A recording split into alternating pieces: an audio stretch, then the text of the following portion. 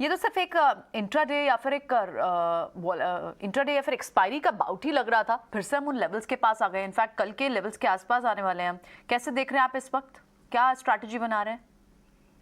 जी very good afternoon और सभी दर्शकों को बहुत-बहुत नमस्कार। देखिए यहाँ पे अगर हम लोग भारतीय बाज़ारों की बात करें तो लगातार यहाँ पे जो सेलिंग प्रेशर माउंट होता दिखाई दे रहा है। इनफैक्ट वी वर एक्सपेक्टिंग कि at the time of expiry monthly expiry पे कुछ ना कुछ यहाँ पे राहत देखने को ज़रूर मिलेगी भारतीय बाज़ार में। पर जिस तरीके से यहाँ पे गैप अप ओपनिंग के बाद एक सेलिंग प्रेशर माउंट होता दिखाई दे रहा है। एक फिलहाल अगर मैं लाइव मार्केट डेटा की बात करूँ तो कहीं न कहीं थोड़ा-सा मुझे शॉर्ट रोलओवर्स ही यहाँ पे होते दिखाई दे रहे हैं। ये जो अच्छा खासा प्रॉफिट बुकिंग ऊपरी स्तर से देखा जा रहा है, खासकर अगर मैं निफ्टी की लेवल्स वाइज़ बात करूँ तो 16,800 के लगभग हम लोग यहाँ पे ट्रेड कर रहे हैं।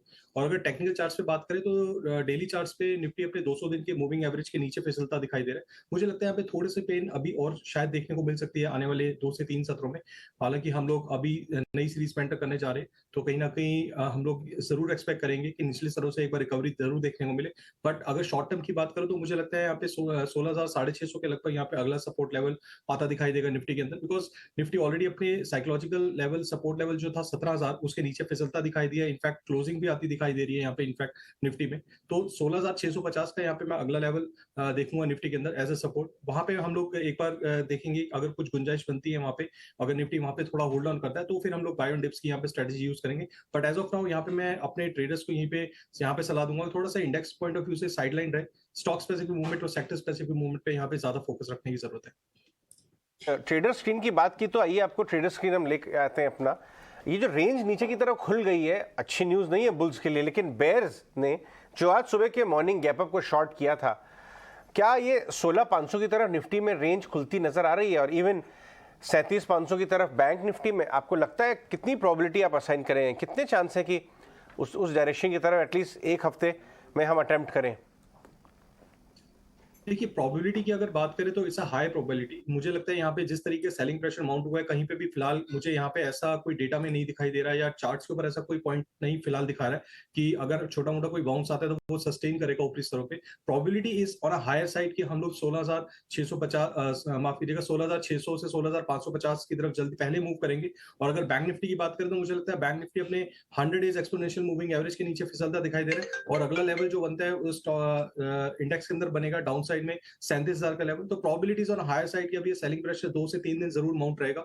जैसे कि मैंने बताया कि नई सीरीज में हम लोग एंटर कर रहे हैं, will have to wait and watch कि नई सीरीज में किस तरीके से डेटा डेवलप होता है, किस तरीके से चार्ट्स बिहेव करते हैं। But as of now probability higher side है कि ये सेलिंग प्रेशर 2 से 3 दिन अभी थोड़ा माउंट करेगा मार्केट्स में।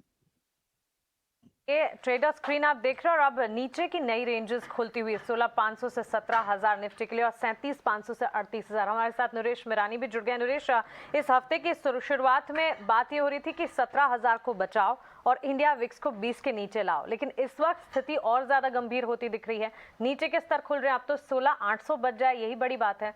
कैसे देख रहे हैं आज की मंथली एक्सपायरी को आप?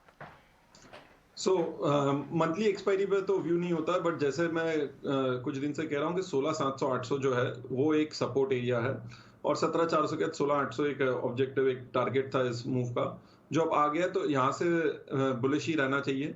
और अगर हम देखें तो ग्लोबल मार्केट्स में काफी डिफरेंट स्ट्रक्चर है। यूएस मार्केट्स ने नया लो बना दिया है बिलो जून जुलाई, यूरोप ने नया लो बना दिया है और कल पहला दिन था फर्स्ट रिकवरी का। ओवरसोल्ड है ग्लोबल मार्केट्स, जैसे यूएस मार्केट सबसे ज्यादा ओवरसोल्ड है after panic low of COVID. So यहाँ पे रिस्क रिवॉर्ड लॉन्ग की तरफ है, वोलेटिलिटी रहेगी यहाँ पे, बट अगले एक हफ्ते से 2 हफ्ते में ओवरऑल पॉजिटिव बायस है।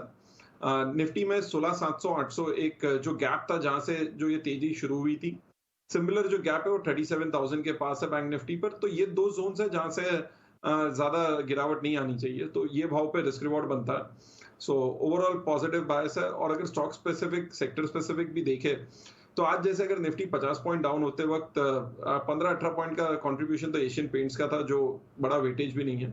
सो ओवरऑल कहीं मेजर से डाउनटिक या अपटिक नहीं है आज। सो ओवरऑल कंसोलिडेशन ही है आज के दिन के लिए। और जैसे ही ग्लोबल मार्केट्स में और रिवर्सल बड़ा आएगा नेक्स्ट वीक, तब पॉजिटिव मोमेंटम बढ़ना चाहिए यहाँ पर। Naresh, trading ideas? तो फोकस रहेगा फार्मा नेम्स पे। फार्मा इंडेक्स अच्छा एक ब्रेकआउट की तरफ आ गया है और हमने सन फार्मा तो देखा हुआ है, बट अब जो दूसरे भी है वो भी ब्रेकआउट हो रहा है, तो अभी भी सन फार्मा बेस्ट लगता है क्योंकि आज थोड़ा डिप फिर से आया दिन में।